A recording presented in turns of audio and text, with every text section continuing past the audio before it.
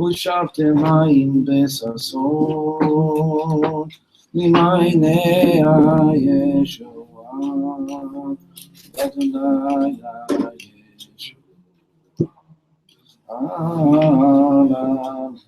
עליך תכסה אדוני צבאות עמנו נשגב לנו אלוהי יעקב סלה Adonai Zod She'adam Bortea Bach Adonai Shia HaMelech Yadenu B'yom Kolegu Na na na na na na na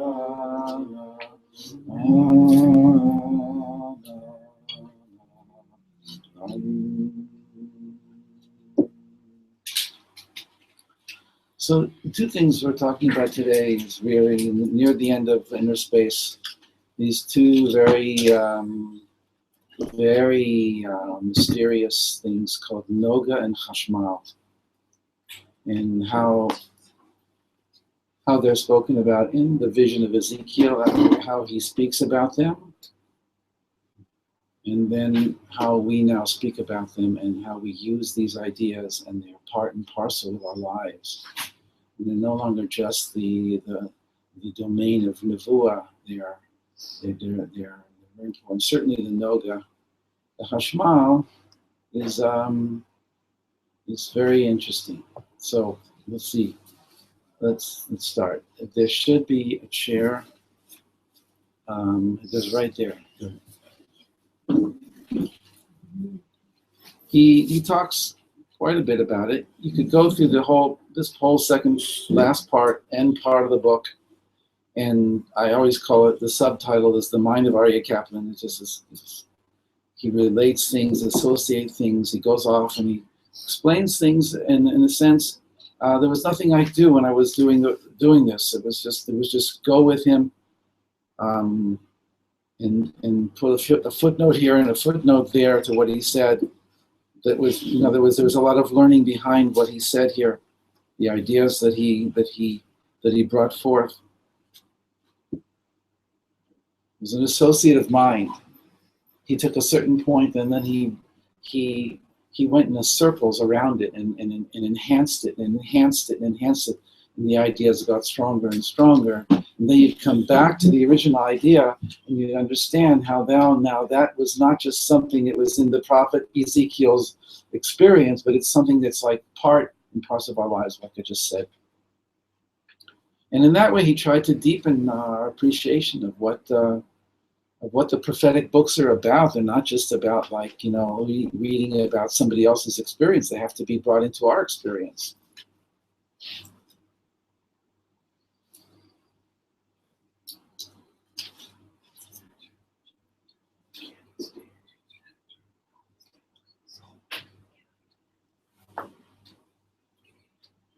So he has this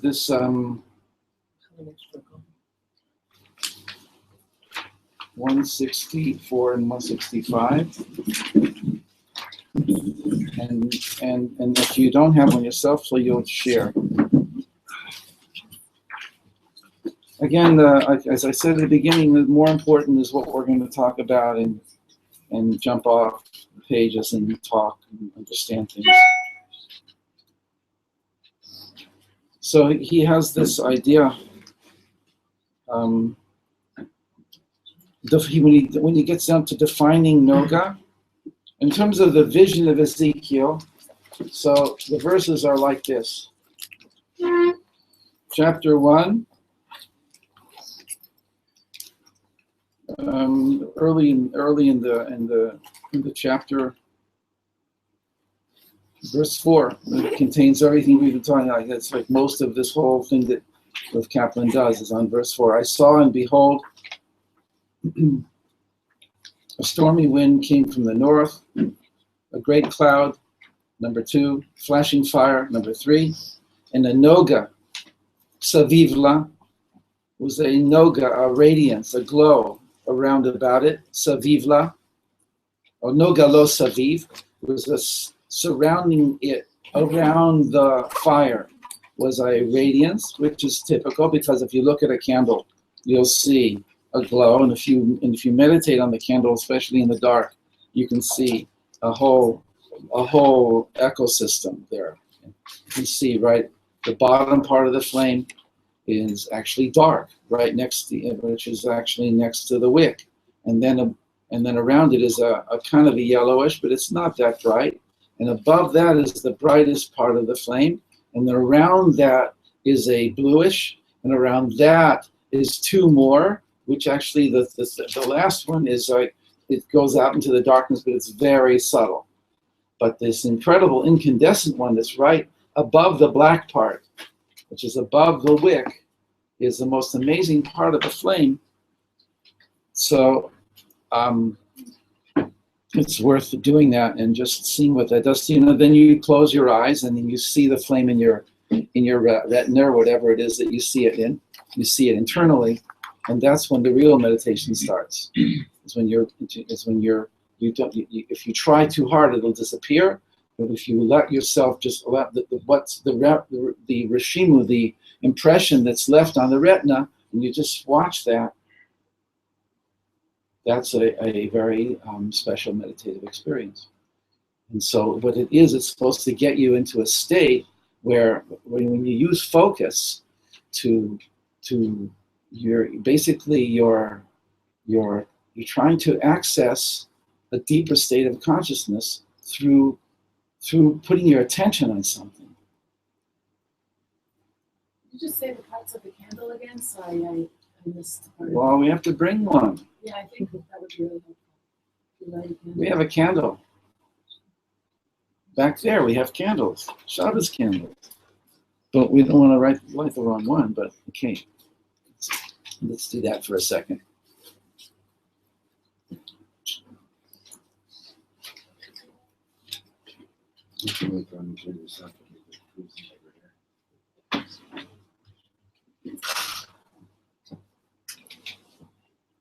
Thank you, Judy. So we have to bring it kind of over here in the middle of the table. Okay. Show and tell. And maybe we have to close the lines.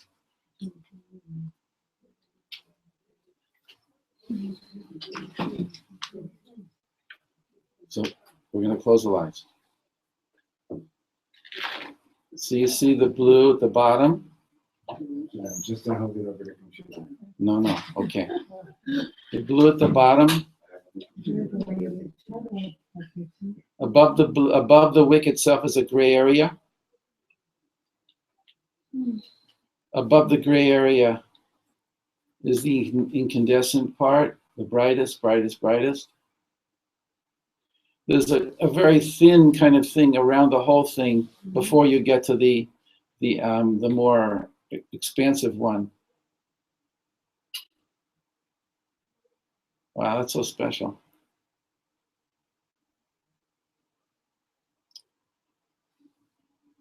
If you close one eye, you're going to hold a little bit more effect. You close both eyes. Wait a second. Get it into one eye first. There's that wind from the fan. So that's we need a still flame, but okay.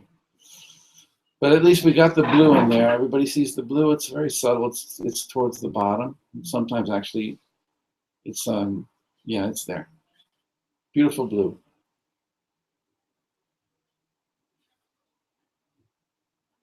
Something around the entire thing. It's a very, very, very spherical, and then it shines outwards with rays. At least in my vision, it's like a crown, or the aura around it.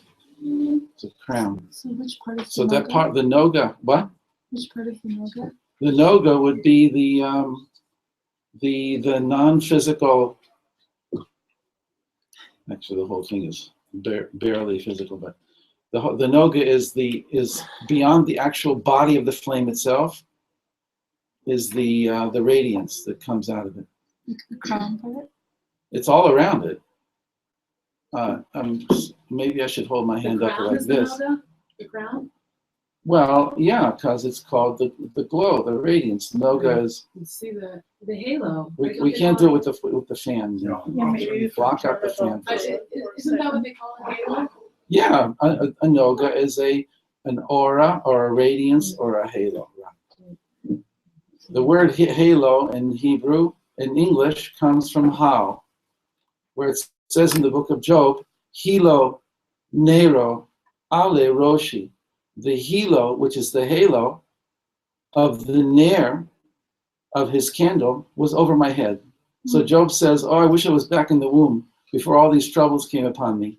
In the 9 months that I was in my mother's stomach, those were the days. Those were the days. This is bad, but that was great. And that was when the halo of his candle was over my head. And the Gemara says that an angel is holding a candle and teaching the child the entire Torah.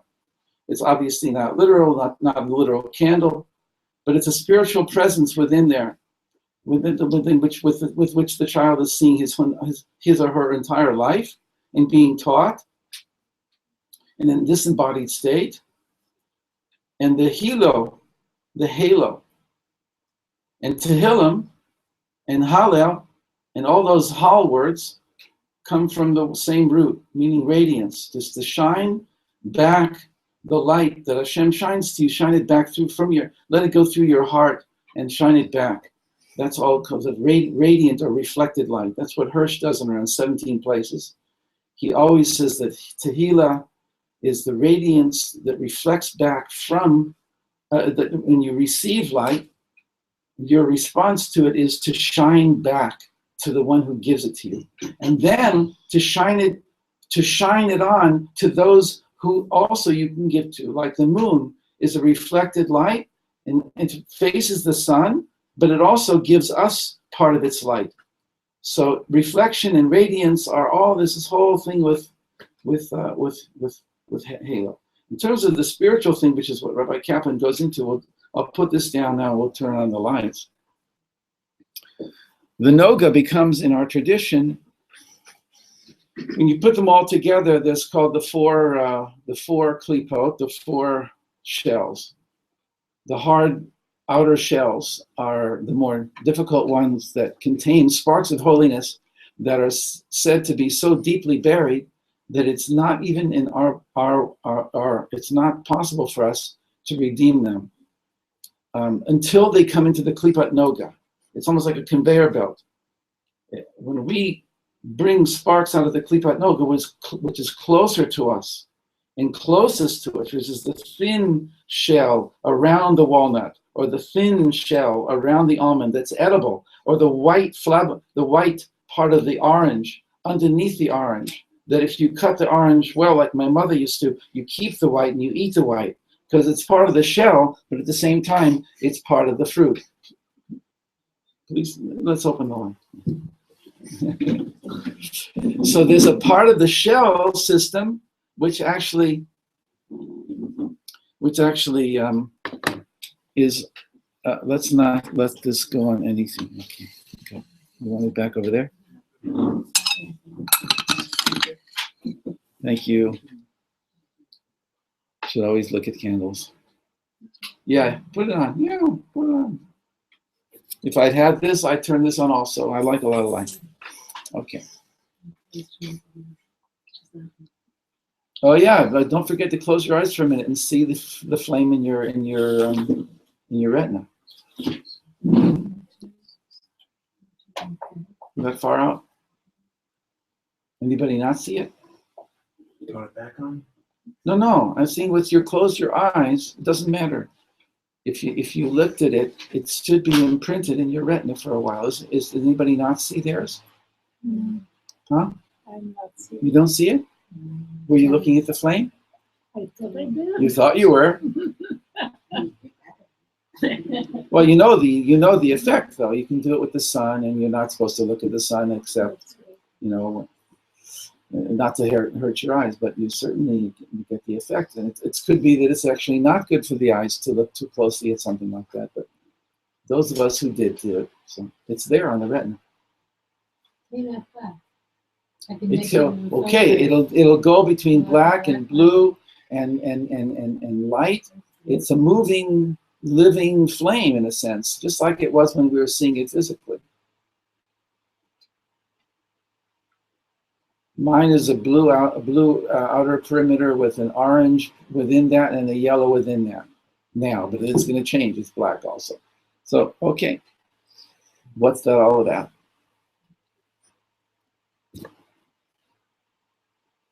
So these three outer shells, and then the one closest to us is called the glow, the Noga. And then he says, in Hebrew, it says that it was umitocha, and from the midst of the Noga, or maybe from the midst of the fire, because it's not easy to do it, what the pronouns mean. From the midst of the fire, which is within the parameter, within and surrounded by the Noga, came was what? Was something ke'ein hachashmal. So the problem is that Rabbi Kaplan's dealing with is how do you deal with this? What is this chashmal thing? Mitoch ha'esh, from the midst of it says mitocha, from its midst, mitoch ha'esh, from the midst of the fire, in case we would not know from the midst of what. So the bottom of 162.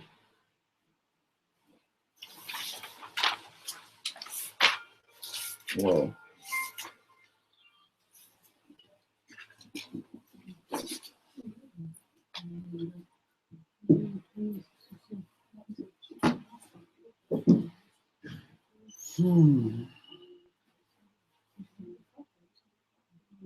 Yeah, some great stuff here, but we'll just start at the bottom of 160. According to the Kabbalah, the Klipat Noga, the glow, and his vision is the element of God's providence that sustains evil. Wow, that's strange. It's merely a glimmer of God's light, like the afterglow that remains in the sky after the sunset. While belonging to night and darkness, however, it still retains a glimmer of daylight. It is therefore referred to as Klipat Noga, the glowing husk. Noga then is like a light in the darkness. The darkness is the realm of evil, and the light in the darkness is the spark of good in the evil. It's like he made it, like, in a sense, more difficult to understand it, but he had to get it out. And so this was one of his first attempts to put it into words. Before we go into this, let's get what the chashmal is, and then we'll deal with them together. The second mechanism is the chashmal. This is the element of God's providence that protects the spark of good that is lodged in the realm of evil from being harmed or damaged. That's interesting. So you have this, what he'll call later, the semi-permeable membrane that allows sparks of holiness to come up from the lower levels, from being trapped or lodged in real dangerous places where we can't go, and it comes up into Klipat Noga, and it becomes now available to us, but it's still a little bit dangerous. It has to be done in such a way, it's like almost like a tree of knowledge of good and evil. This is the good aspect, but the evil part is still there. And so we have to do work now. A lot of that's what the Tanya says is a lot of the work of mitzvot is bringing sparks out of the Noga into pure Kiddush, into pure holiness. That's the fruits that we eat. That's the all of the brachot that we say over the food that we eat that's kosher, that already has had preparation done to it, that allows us to take it and to complete it with the blessing and with the eating, with the digestion, etc. So our job is, a lot of it, as he'll say, is in the Noga. But while it's in the Noga, and it's a spark of holiness, and the Noga is, and it's nice, but it's still called a klipa, it needs to be protected. And he says that's the mechanism or the function of the chashmal. So really, there's nothing much we can do with this information. We're going to go a little bit further and then try and work with the ideas as he himself develops them and gets clarity himself. So he sums up and he says, thus, while the Noga is the mechanism that allows the sparks of holiness to enter the realm of evil and nourish, and then we're going to see it's not just in fruits, it's in you and me. It's in us. It's like the whole reason we were born was to redeem sparks, right? And so we would think, well, God is just going to give us these sparks in a silver platter, and it's just going to be like 1, 2, 3. You just go to the restaurant, order the sparks, and lift them up and go and get some more. No, the sparks are going to be disguised and camouflaged in all kinds of things and situations in our lives, including emotions and including all kinds of like problem areas. And the sparks are going to be there. And we can either drive them further into klipa and become completely wrapped up in negative forms, or we can do and dysfunctionality, or we can do tikkun work. We can clear ourselves and clear our relationships, and we can in doing so we redeem sparks. And perhaps in our generation that's the most important work of redeeming sparks. It's certainly important to eat the food that we eat with and to learn how to eat with like intention, and to really do it as even on the level of called service. That's a very high level of eating, but it's attainable. Instead of just eating for pleasure, and the moment we start eating, that we move into a lower level of consciousness, and it's just eat that food and swallow it, and eat that food and swallow it. Instead of doing that, there's a way of becoming conscious. But again, as important as that is, though, it's relationships. It's repeating patterns in our relationships, and that are telling us that we need to work on things. Instead of blaming others for our problems, we need to be able to see where this stuff is coming from. Maybe it reminds me of something that's happened before. What's going on? What comes up for me? Why am I bothered by this? What's the feeling? What's the feeling? There's a judgment, and behind that is a feeling. And there's a number of basic feelings. There's fear, there's anger, there's pain, there's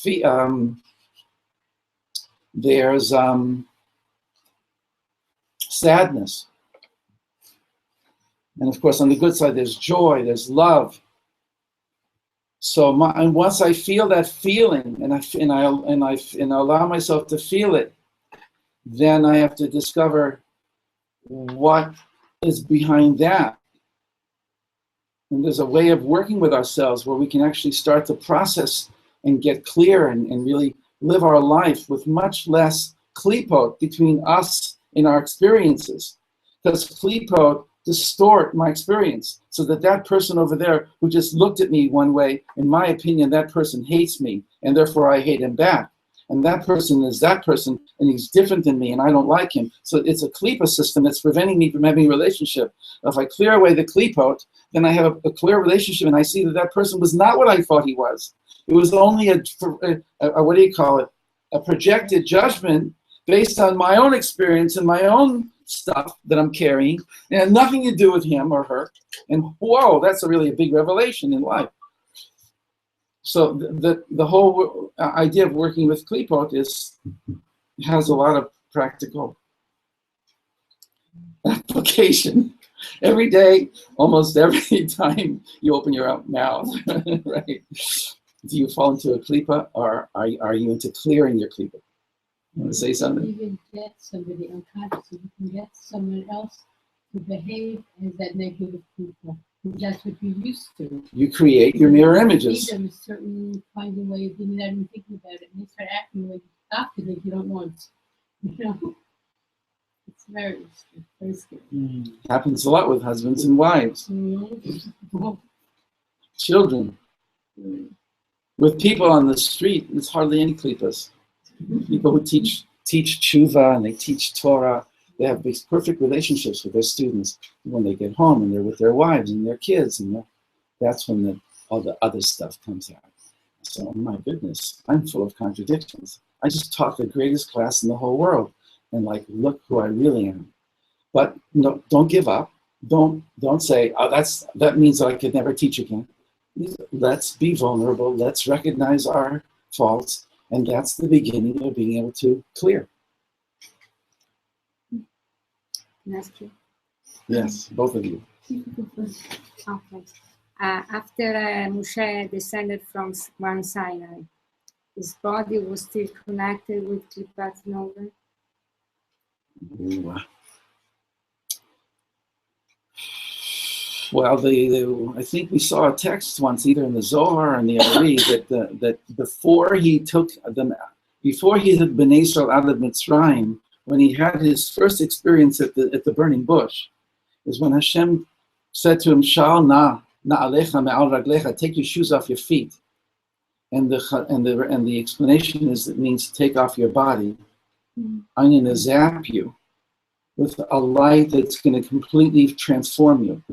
So the Zohar says that at that moment, until that moment, the fact that Batya had touched him when he was an infant was affecting his ability to receive spiritual enlightenment. That experience at the sneh neutralized that appearance, if I'm not mistaken. We talked about this, right? Wasn't it with you? It was. Who else would bring it up? I don't know anybody else to talk about these things with. Anyway, I don't know. So what's the answer? He became cleared. Whatever that's a strange Zohar. Why do we have the Klipat Noga when he descended?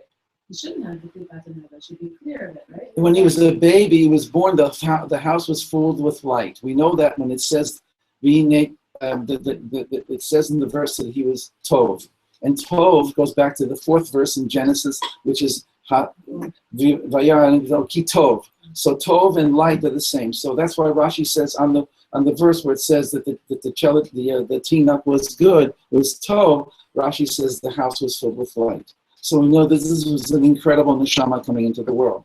But for whatever, it's a mystery to me why the Zohar says that Batya, there's different Torahs about who Batya was. Whatever the case, she touched him, she lost her skin disease, and it got onto him. She touched him again, it came back onto her, and there was something weird going on. There's something electric that I don't understand. I don't understand it well enough. And that's what I think that Miriam is referring to. Whatever the case, by the time he got to Sinai and he got to the burning bush, he was purified. Now, I love to talk about Moshe Rabbeinu, and this is one of my favorite things of how to teach of what the Torah is really about. So, but it might take me off the subject of I Noga. wasn't asking that. I was trying to understand because you're saying that Klipat Noga has the negative and the positive side to it, right? Right, it's right there in the middle. And it has sparks in it that are just about ready to come out of them and to be redeemed, but it's still holding them. And so I need to interact with them properly. Did he ever completely clear that by going up to Mount Sinai? Oh, I think he did. Right. So he came down 40 days and out of 40 the nights. Yeah, right? he did pretty good. He's really, he is, you see, there's emotion in us also. There's a pure aspect of godliness in each one of us. And how his job, and it's also called Sarah and Avram and Rachel. There's different names, but Moshe is the official name. And in Kabbalah, it's called Dat de Kedusha, holy consciousness. And Moshe's job is to go down and confront Paro, which is called Dat de Sitra Achra, which is an unhealthy, divisive, fragmented consciousness, which wants to trap us, which is the Am Yisrael in Mitzrayim. And Moshe's job is to bring us out, to give us the experience that he had when he was at Sinai, to clean us. That's why it says in the Gemara, in the Gemara in Shabbat, 180, whatever, what the page is, that the Zuhamat HaNachash, we got cleaned from it at Sinai. We didn't have to, even before we got the Torah itself, Paska Mehem Zuhamat HaNachash. The mental, the emotional, the psychological impurity of the serpent that became part of mankind in the Garden of Eden, in the early stages of mankind, we got clean from. We were clear.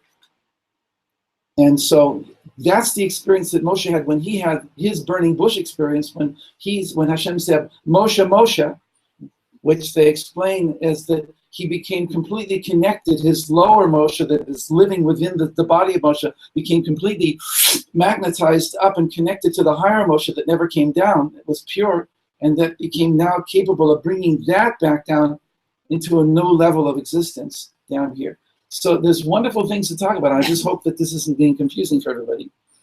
Was that a form of protection maybe when about to touch him and graft him with the I don't know enough to answer you. It's not like I'm strong on that. I'm not strong enough to give you any information on it.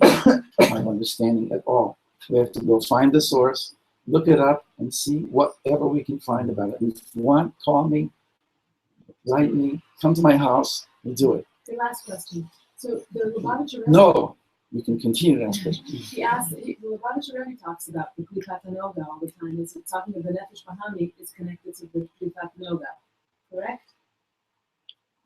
In other words, Okay. that's the lowest level of neshama is when you're connected to the Klipat Noga with your Nefesh Bahami. You're trying to. The Noga itself is going to have the Yetzer HaTov and the Yetzer Hara in it. The aspect of the good, and it's klipa right around it. It's gonna be a tug of war constantly. Who's gonna Am I gonna fall deeper into klipa, or am I going to bring what is presently in klipa out? Presently in dysfunctionality, presently in divisiveness, in fragmentation. Am I going to bring it into unity? And as dot the Kiddusha, with consciousness, with awareness of myself, of who I am, and not being taken and caught always in various different distortions. Now, ask your question. No, so I'm understanding, because he always talks about the Nefesh Elokit and the Nefesh Bahami. So it's right there in the middle. Right, again, so Nefesh Elokit. Take it to the both sides.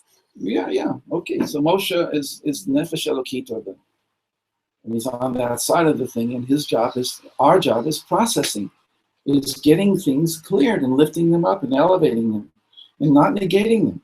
On the contrary, that which was to me a klipa until now, a negative part of my personality, that I got angry all the time at people whenever they wouldn't listen to me, and I felt not respected, and I started getting really hot, and I yelled and everything, and until now, that's a big klipa, and I got to get over that, because right, it's because what's going on with me when that happens is that I feel that nobody respects me. When I feel that when I think that is to say that nobody respects me, then I feel unimportant, right? And that hits triggers something in me, and then so my external manifestation of that is to put it out on somebody else that you got me angry, you don't respect me. So in order to clear, I have to do some deep work here to get to what's missing in me that's driving me crazy, not my kids, not it's something that's missing in me. So then I can bring that up into consciousness. And then the part of me, now this is interesting, this is not the only example, but the part of me that I used to be controlled by my anger, now I can harness it into when I need to be powerful, and I need it, but I know that it's different now. It's changed. It's become rectified. It's no longer something that controls me. It's something that I can now point and deal with things in a powerful way, and it's no longer called anger. But it's really using the same thing that used to be a klipa for me, but because I've rectified my relationship with myself and I've come into a deeper relationship with myself, so the very mask or distorted or compulsive thing that I used to do I don't throw it away. I now use it to be more of to as part of the toolkit of who I am to really be a full person. I'm very ecological in my way of seeing this. You don't throw anything away. It's rectification and healing. Stay with me. So he says this on page 163. While Noga is the mechanism that allows the sparks of holiness to enter the realm of evil and nourish it, I mean,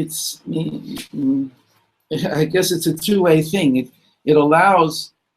I'm not sure how to explain that, but he seems to say that it's a two-way street. That Noga can be the interface between something that is in holiness and now goes into not holy, but it's not totally sold into slavery yet.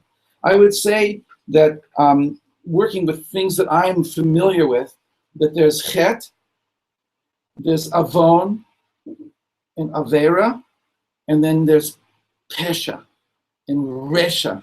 It's a right. So when you just do a chet, you make a mistake, you've entered into Noga.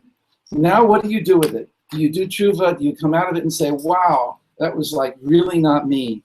I don't want to go there. That's not what I want to do with my energy. And I bring it back. Or do I now become a self-justification, rationalization, rational lies. I heard that today. Rationalize. Because they're very rational, but I'm lying to myself. So that's like, I'm moving towards what was yesterday not part of me. I'm transgressing. I'm trespassing on land that I never went on before, and I never wanted to go there. But now, well, it's not so bad, and it's like maybe it's okay. That's called avera and avon, where I'm starting to justify and rationalize. And then pesha is then going into the klipa itself, and resha, I become twisted in the evil that I've committed, and I become that person. Now, that takes a lot of work to come out of that and to reclaim myself, my sense of being, which is what Elul and Rosh Hashanah and 10 days of truth are all about, is to reclaim the essence of myself, the sparks of holiness that I've now allowed to become caught in the klipa of my lower selves, and redeem them. That's why the Ari says, I hope this, it's actually really pretty important stuff. I hope it's cool with you guys. The Ari says that's why Tashlich on Rosh Hashanah, that's why you're supposed to go to a body of water and stand there and empty out your pockets, right? And say these words. I'm getting rid of all my sins. And he says most people, he doesn't say this, but this is what I got from me. Most people consider it a garbage can. I'm throwing away my sins. There he says, no. It's a washing machine. You're throwing your dirty clothes in it. Wait till the clothes float back up and take the clothes back. Or meaning in terms of the sparks of holiness, that everything that I do that has ever been wrong has a sense or a spark or a piece or an aspect of the essence of who I am in it. I'm not going to throw that away. That's the goodness of who I am. So even if I've made mistakes, I'm going to put it in the washing machine and wait till it floats back up to the top to reclaim it. And now it'll even be more powerful for me than if I had not sinned. Don't tell anybody. But that's what I call the net gain of sin. You're not supposed to sin on purpose. But as we know from the books, en tzadik ba'olam asher yaseh tov v'lo yichita. It's a verse in, I think, Kohelet. There's no such thing as a tzaddik who does only good and has not ever made a mistake. This world is a world of mistakes and of learning. It's a school. So I like to say that David HaMelech's first verse in Tehillim is all the mistakes you can make, and the rest of Tehillim is what you need to do after you made all those mistakes. It's a book of tshuva. It's a world of tshuva. It's a world where it's almost impossible not to go off and to become somehow trapped. But the Hashem did it like that, not because he's bad or mean or evil, it's because he wants us to learn the deepest level of who we are through our own experiences, instead of having nice concepts in our mind and saying, oh yes, I know what good is and I know what evil is.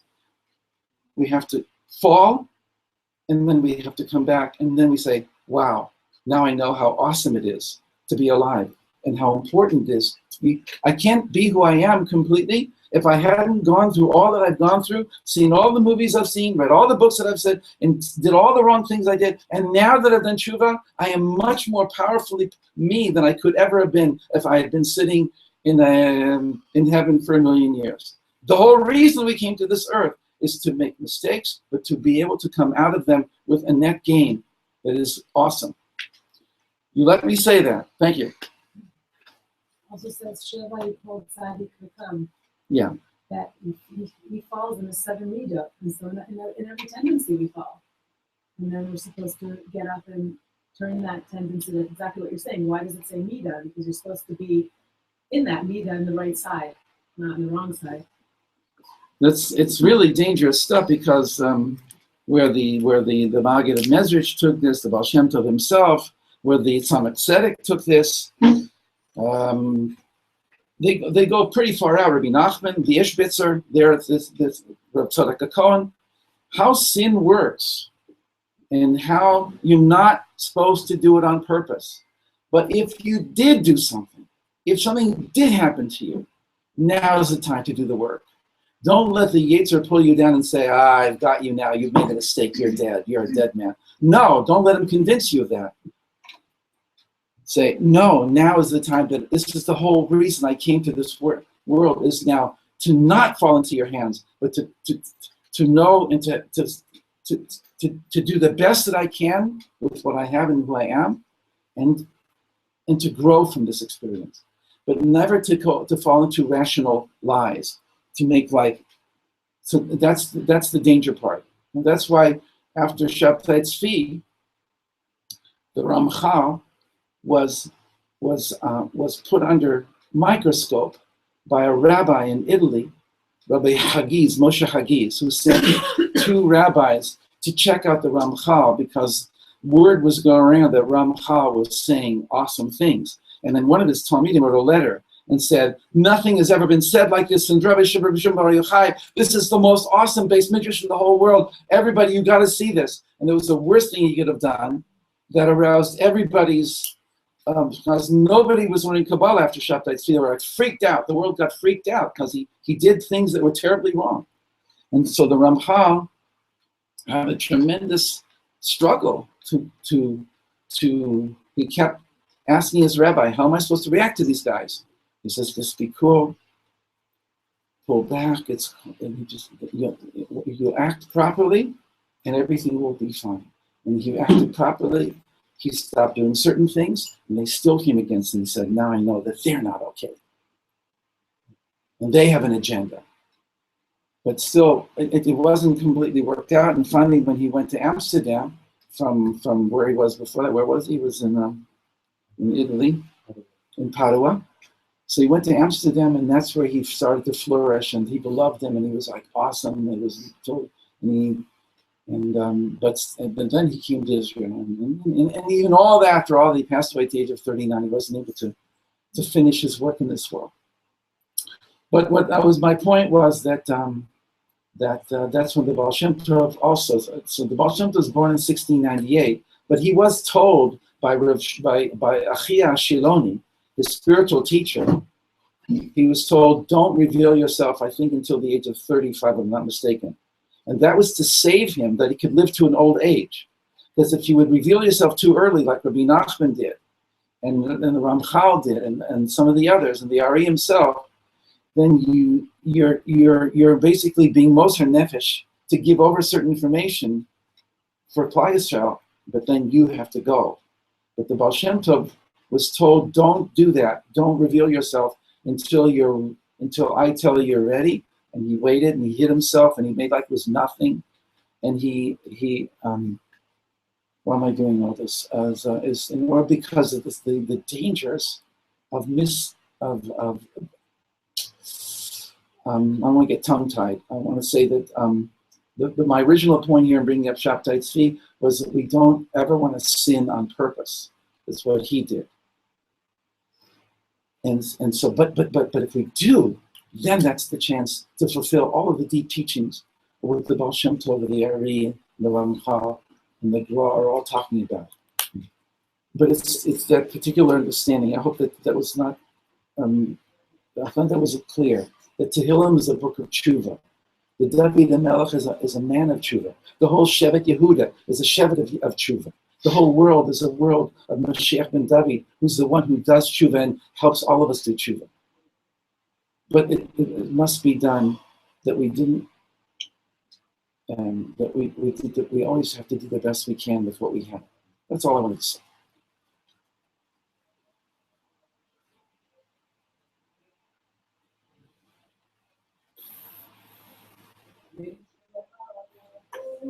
Noga is the mechanism that allows the sparks of holiness to enter the realm of evil both ways, from the good into the evil and nourish evil.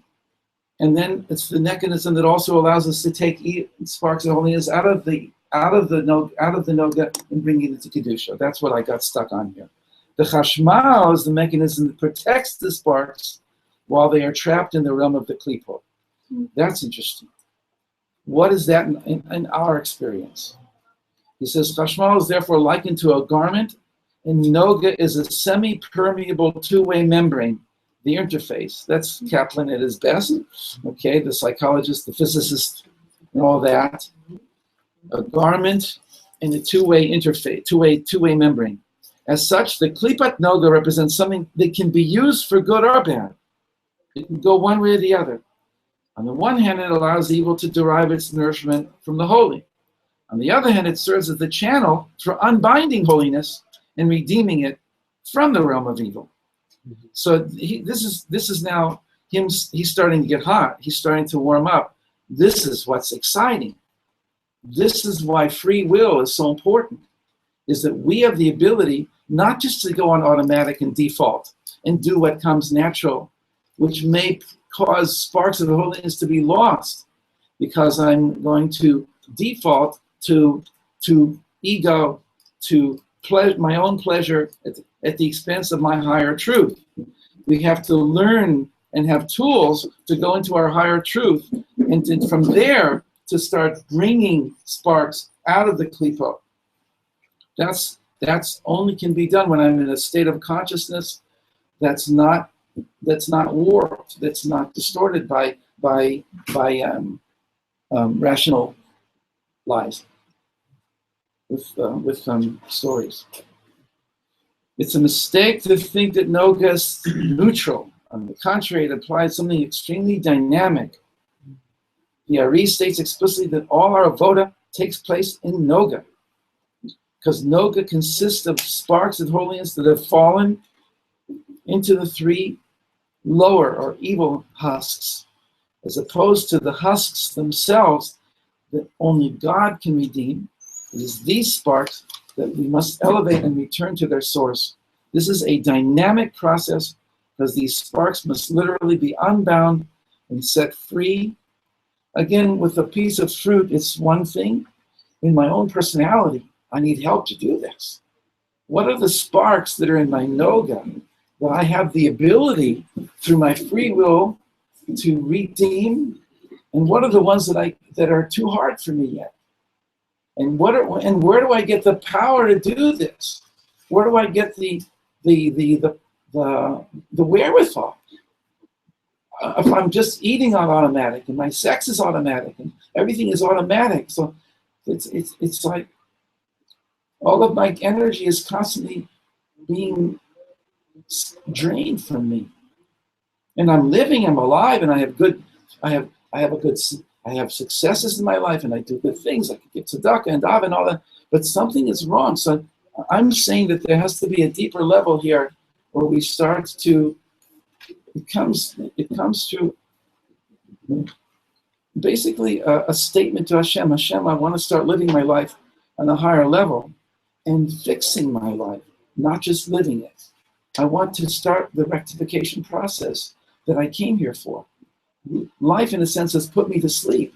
It makes me think that I'm all right, that I have enough when I have the car and I have the job and I have the money. But we know the truth is that is not, that I was given those things as wherewithals to do another more profound and more important work with my life. That's why we need therapy, we need inner therapy, we need inner work. I wish I was. Okay, I'm doing my best.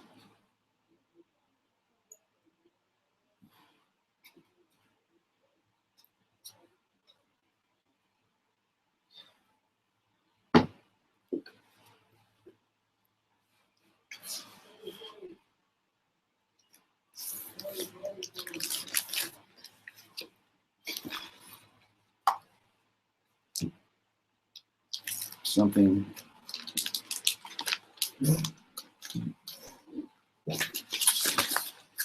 Yeah.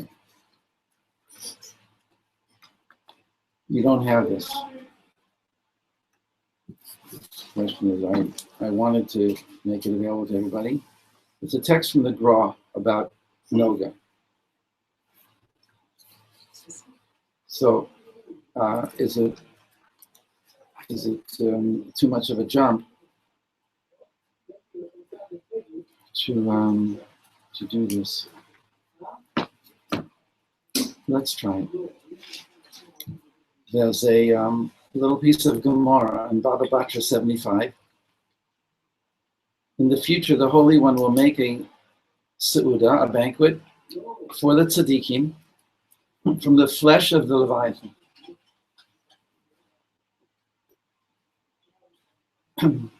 The scene, maybe some of you have heard me talk about it, scene is after the resurrection of the dead, and there's a stadium in Jerusalem where all of the resurrected dead are, and there's a table in the middle of the stadium, and King David is at the head of the table, and Moshe, and King Solomon, and Rivka, and Rachel, and Miriam, and Yocheved, and Bathsheba, and all these tzaddikim are there in the middle, and there's tzaddikim all around, and regular people who have risen up from the dead.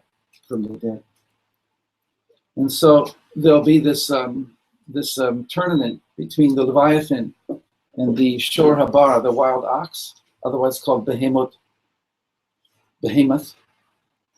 And it's very strange. The Gemara talks like this, and there are beautiful interpretations of it, that it's not kipshuto, it's not literal. It's a tall tale. It's a movie. It's a sci-fi movie. But it's the pniniyut of it, the inner level of it, is what the Chazal, what the rabbis wanted us to get from it. But they used powerful images. So the Leviathan is obviously an aquatic creature, not a whale, but more like a dragon. And the Shor Habar is a very powerful land animal. And they're fighting with each other, and everybody has to look at this. And then finally the ox gores the stomach of the Leviathan with its horns, and with its last breath, the tail of the dragon cuts across the neck of the wild ox, and they both fall dead. Now, so the Gemara says that I don't have the whole text here, but it's Baba Batra 75, that they will both be shechted, and there'll be two aspects of both of them: the flesh of the Leviathan and its skin, the flesh of the ox. It doesn't mention its skin. And so David HaMelech will make Kiddush on the wine. This is the Gemara in Brachot 34b. Each one of these the parts are in different places. So David HaMelech will make Kiddush on wine, which was it's called Hayayin HaMishumar Ba'anavav Misheshet Mibereshit, the wine that was preserved in its grapes from the 6 days of creation, which is also called Yayin HaMesameach, rejoicing wine, as opposed to Yayin HaMeshaker, as opposed to drunken wine. So, and that's also associated with Bina and Gan Eden. So it's Olam Haba wine. It's like, whoa, we're waiting for this wine. And then there'll be man. We'll be eating man. And then we'll eat from the flesh of the Leviathan. But there'll be so much left over that it'll be distributed and sold into the marketplaces of Jerusalem, and then go all over the world. International shuk. And then the same thing with the skin, is that the skin will be made into a sukkah, and then there'll be so much of it that the rest of it will be rolled out around the walls of Yerushalayim, and its radiance will shine from one end of the world to the other. And it says in the verse, if I can remember the verse properly, it's not in front of me.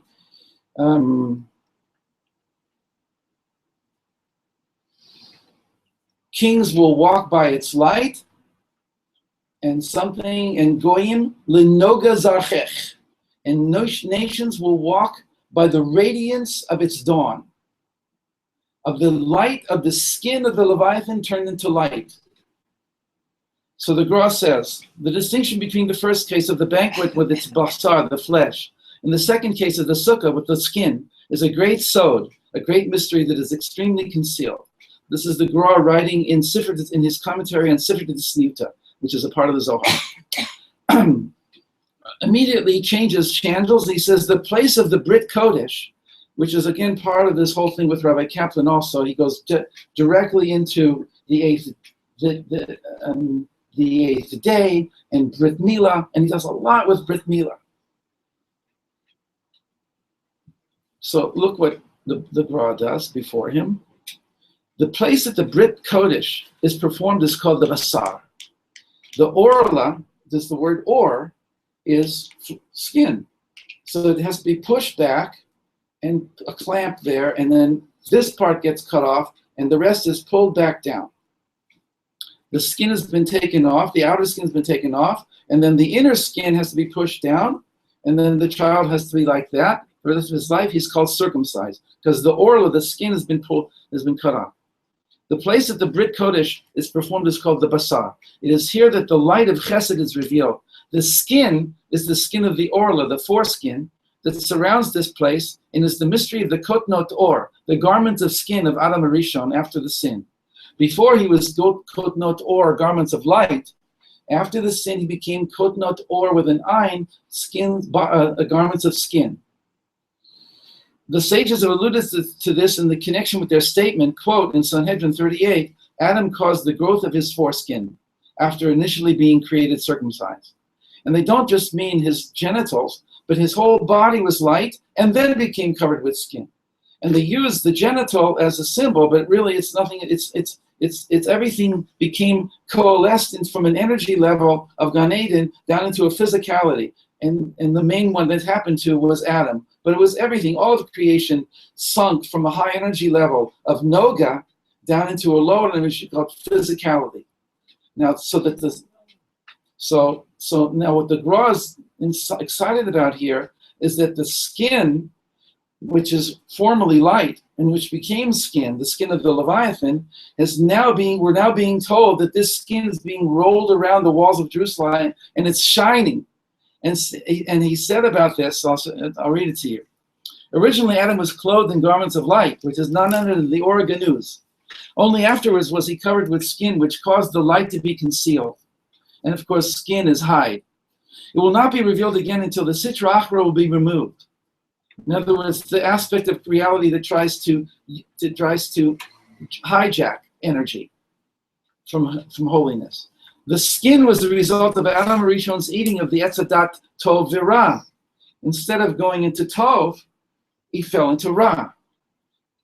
Instead of going to a higher energy state and bringing everything up into transparency, everything fell into opaque. Everything fell into hiddenness. In the future, however, the Etzadat will revert entirely to its original holiness. It will be a surrounding light, a radiance around holiness. This is the sod of the sukkah, which is made from the skin of the Leviathan, and it's spreading out upon the walls of Jerusalem.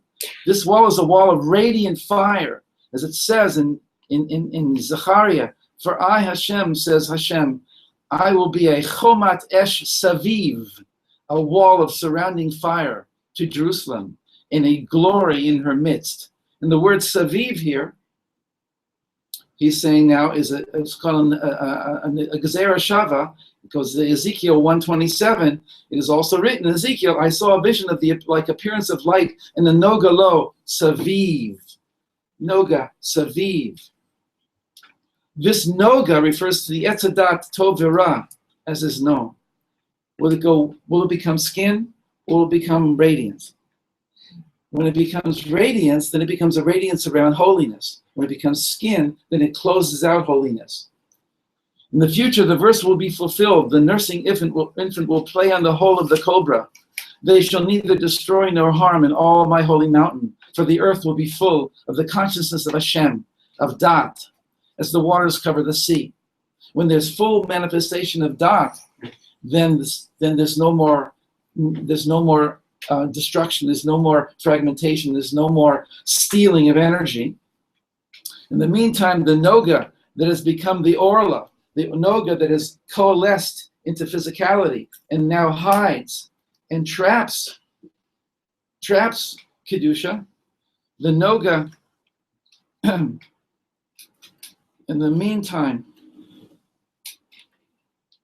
the Noga that has become the Orla symbolizes the Torah that has been given over to the external forces. This was a brilliant concept of the Gra, that the Torah also goes from shining light into being trapped in a lower form, and that it's our job to redeem the Torah from its misunderstood state, where everybody takes the Torah and thinks they know what it's about, and they know nothing. The Torah has a bad name. The sages have a bad name. Kabbalah still has a good name, but it's also being distorted. It's always the downward pull. Our job is to pull back up, to bring everything back out into the light. What do you mean the Torah has a bad name? I don't understand. Like, In America, it certainly has a bad oh, you name. mean the connotation that people have with it? In Europe, it has a bad name. I see what you're Even saying. among the secular Jews, it has a bad name. Okay, I didn't know what context you were talking about. Yes, Torah has a bad name. And it's such a shame because it's been covered in skin, in thick shells, to prevent it from being misused. But on the other hand, we got to show the light. We have to feel that light, first of all. I was going to say before about Moshe. Moshe was going to go down into Egypt. Right? That's the story in the Bible. He goes down to Egypt and he speaks to the children of Israel. And he tells them, I've come to redeem you. And they can't hear him because they're bekotzer ruach, because they're shortness of breath, they're in stress. And when you're in stress, you can't hear, you can't see, you can't hear. So he goes into Paro, and Paro says, oh, you want to make trouble? I'll make the work harder for them, and they'll be more in stress. And Moshe says to Hashem, like ever since I came here, everything got ruined. Like, why did you do this to me? Hashem said, you are a man of little faith. I will now start to show you what's going on. So that whole external story is us.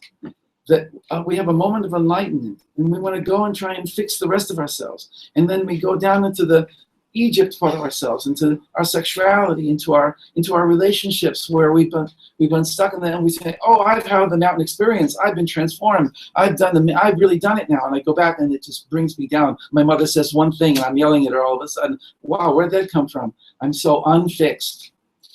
So Moshe has to go back to the burning bush again and say, Hashem, I need more dot. I need to be able to deal with this. I need to work with my own self. And then he goes back down, and his job is to bring the Bnei Israel out of Egypt, which is my own perfect, beautiful sparks of holiness that I'm made of, that I need in order to be a whole person. I have to bring them out of Paro's camp and bring them into my camp and to become whole. And then I build a mikdash, and I become a mikdash for Hashem and for processing creation. Anyway, I just wanted to give that as a little bit of thing I wanted to share, how the panini of the Torah is about each and every one of us. And it's not about somebody who lived a long time ago who had some prophetic experience. It's really about, it's a deep text, and it goes even deeper and deeper because it has its cosmological level, it has a level of Atzilut, it has a level of, the Torah is an eternal text. And every dimension we'll ever live in, we'll see the Torah will shine more and more, and we'll say, unbelievable. We thought the Torah was just a bunch of stories. That doesn't do it total justice, but it's an attempt. And the Gra ends by saying that the Torah that has been given, the Orla, the Noga becoming an Orla, symbolizes the Torah that has been given over to the external forces. And we know that Rabbi Nachman lived in a time when the Haskalah was doing great, and the Gra, all of them lived at that time when the Torah was being totally misunderstood by the Reform, etc. And Rabbi Nachman says, Gewalt, ein yush klal, no, don't ever give up. What you see now is Jews leaving the fold and being lost. Those Jews are going to come back. I believe that we are them. And that we are going to now come back stronger because we were out, because we know what it's like to be out, and we're going to come back. And so there's a whole deep story going on with who we are. We are sparks of holiness that were in the Noga, and perhaps even worse. And now because we were there, we can now do tikkun that is more profound than most religious Jews can do, until they also start to learn the job. I'll end, again, trying to end. Okay, refer to the Torah that has presently become taken over by this external forces. Only in the future will revert to its original holiness and be spread out on the walls of Jerusalem. This is the meaning of the verse. Here's the verse I was trying to get before. V'halchu goyim leorech, nations will walk in your light, and melachim lenoga zarchech, and kings in the radiance of your dawn. Isaiah 60, verse 3. And then Zephaniah, I Hashem will transform the languages of the nations to a purified language, that they may all call on the name of Hashem and serve him with one consent. This means that the evil aspect of Noga will have reverted to good. It is for this reason that kings will walk in the Noga of your dawn. So Noga is this incredible, powerful concept that we're all working in a Noga. We're in a klipa, but if we have just a little bit of awareness about who we are and what we came here for, then it becomes an awesome opportunity for us to do redeeming work of ourselves, of our friends, our people, of the world. Because when you're in a state of klipa, then it's Republicans and Democrats and they hate each other. And it's secular and religious and they hate each other. But if you're in a state of dat, then you see that you're sovel hefachim. You're able to handle opposites. And you don't hate the person who's opposite you. You see complementarity. You see that you can work with that person. And that stuff that the Sitra Achra does to you, to make you, to fire division, to make you fragmented, to play on it, to make it worse, to make that nobody understands who anybody else is. So we have to be the tikkun for that. So that's why we start out with a song from Havdalah. We'll sing it again. Yeah, I was also just thinking of Havdalah because it's the same wording. Yeah. It's a part of Havdalah. Kvod Hashem alayich zarach. We say that verse. I say that verse every Saturday night. Yeah, we say a very powerful verse. Sephardi, everybody says powerful verses. The Hina Yel Yeshuati Avtav V'Lavcha is very special. The Sephardim say, Al Tismichi Oyavti, oh my enemy, do not rejoice in me. Kinefalti, because though I have fallen, I have risen, or I will rise. It's both. Ki Hashem b'chosher, because when I sit in darkness, Hashem orli, Hashem is my light. And then Kumi Ori, Kiba Orech, rise up, for your light is coming. Uchkavod Hashem Malaich Yira'eh, and the glory of Hashem will be seen upon you. Kine Achoshech Chase Eretz, for darkness will cover the world. The Arafil Umim, and thick darkness, a fog will cover the minds of the nations. The Alaich Yizach Hashem, but upon you Hashem will dawn, will shine. Uchavodo Alaich Yira'eh, and his glory, which is also his radiance, will be seen upon you. So we have to watch. That's so beautiful stuff. You have your guitar. I think, Rabbi, you also went to Havdalah because it's the end of something that's been very beautiful and very holy. Yeah, it's hard to believe this is the last class of this season. Thank you so much for allowing it to happen. I'm going to be like not knowing what to do next Tuesday night. Yeah, I'm going to start sometime in early Elul, and I don't know what we're going to start with. I have no idea. I want to do more personal work. I want to learn how to be. I want all of us to learn how to be us better. I love Torah, but I want the Torah to start speaking to our to our soul condition and what we need to do, and to help us, to strengthen us, empower us.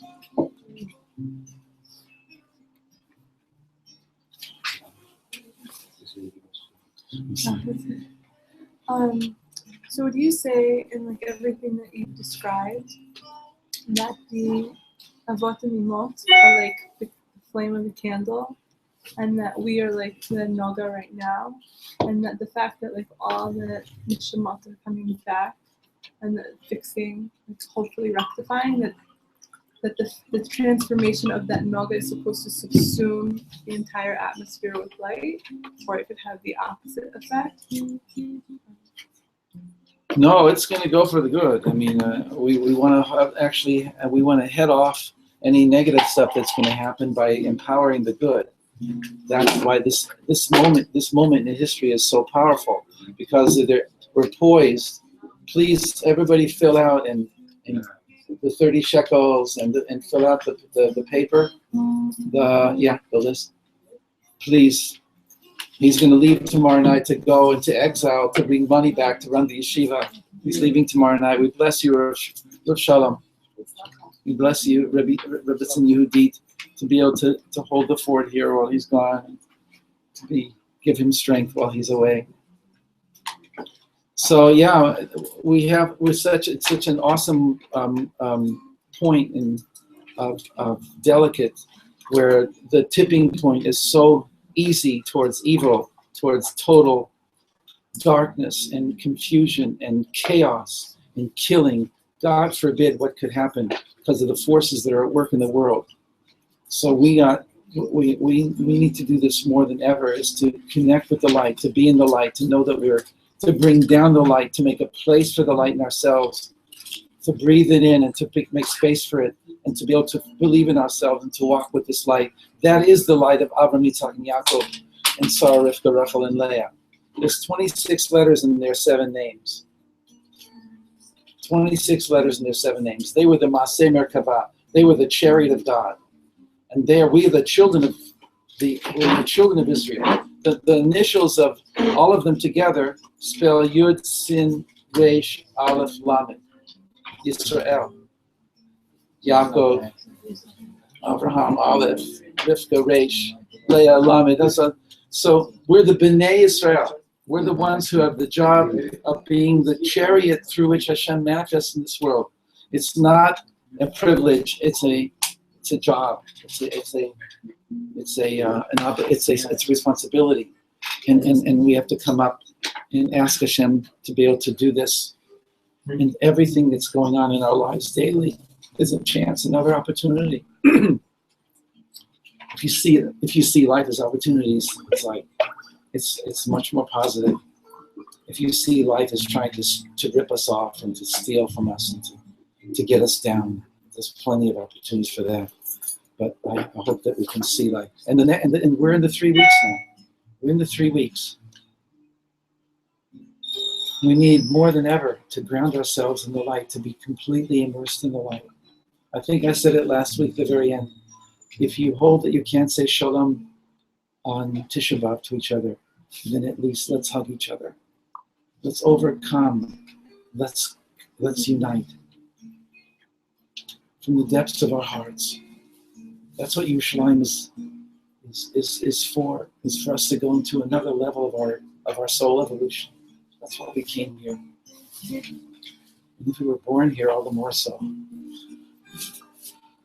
This is something I really want to thank about Abraham, because I really feel that there's a tremendous amount of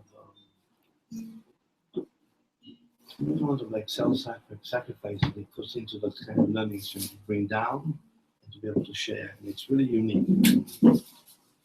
Interested myself in this subject matter for quite some time. I'm telling you, this was happening in this place is very unique. And for me, the mind boggles why and like thousands of people flocking to the shooting. I really am almost like insulted that is such a, really honestly, because it's like so like healthy and halakha based, which is really so important to understand learning. And because I know a little bit, and I I don't want to praise too much, but the level of sincerity is real. And this, if anybody's interested in the subject matter of Kabbalah, there's a lot of books out there. But this is actually like the Bible. Excuse me.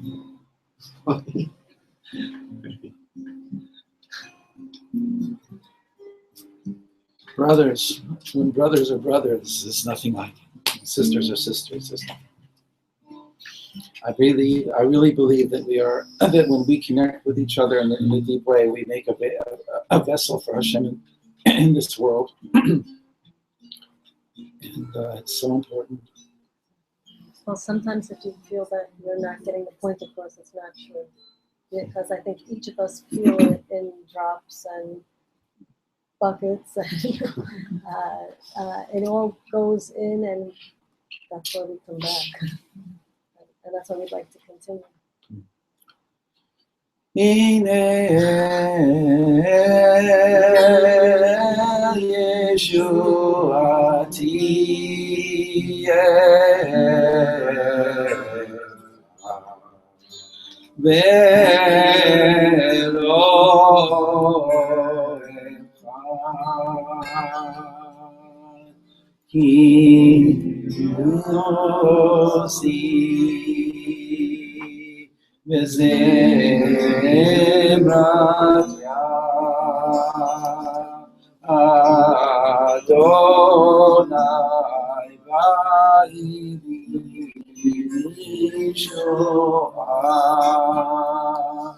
Ushabtem ba'im besason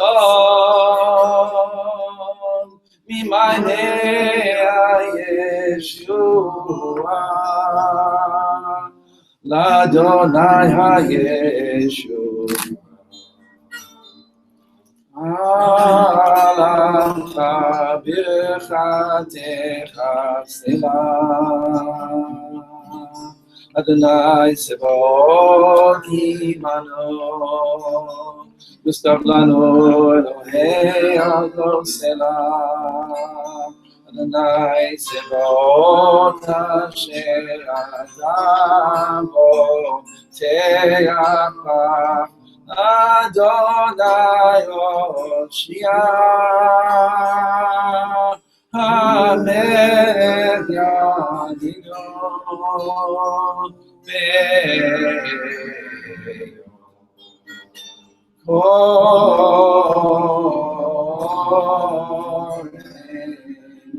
Eliyahu Anavi Eliyahu Eliyahu Eliyahu Eliyahu Anavi Eliyahu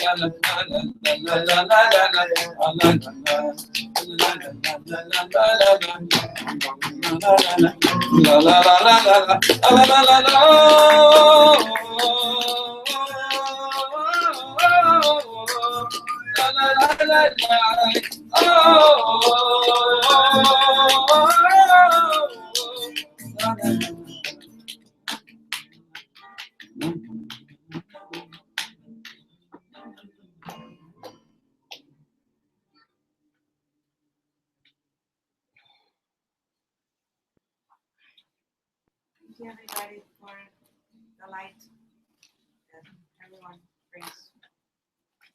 Thank you for your phone. Thank you.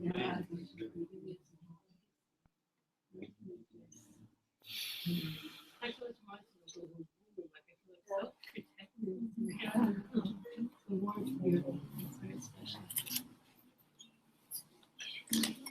We don't want to leave. We Everybody has to Okay, sign but the sheet and somebody. We'll pass it assign around. rooms to everybody. What? What? The sheet, a lot of it didn't go around the whole way. Yeah, yeah. Just sign it. Who didn't get it, Didn't understand yet. go. Rob, we get report on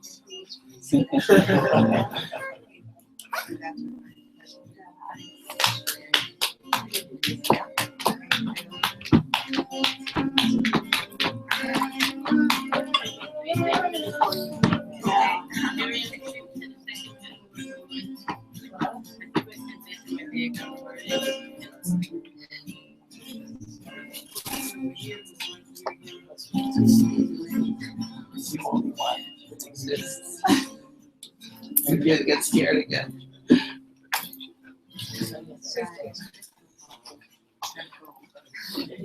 Okay, so